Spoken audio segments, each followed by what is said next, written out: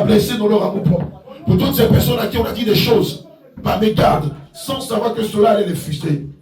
En toute sincérité, en toute humilité.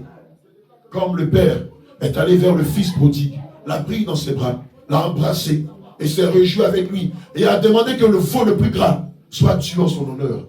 Je vous demande pardon. Et je vous assure que ce matin, nous allons tuer le veau le plus gras afin de célébrer votre venue. Alléluia. Je vous prie d'accepter mon pardon. Je vous prie en toute sincérité d'accepter mon pardon.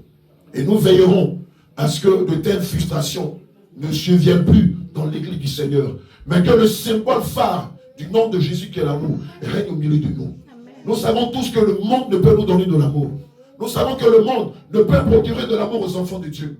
Mais cet amour-là, c'est ensemble, c'est dans la communion fraternelle que nous pourrons le retrouver.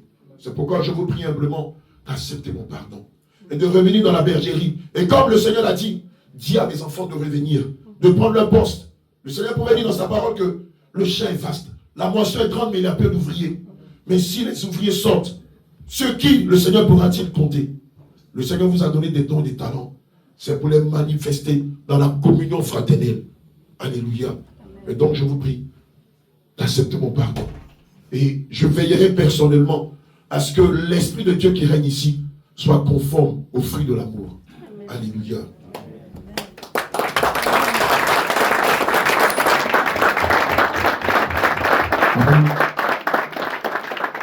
Bien aimés, ce matin nous avons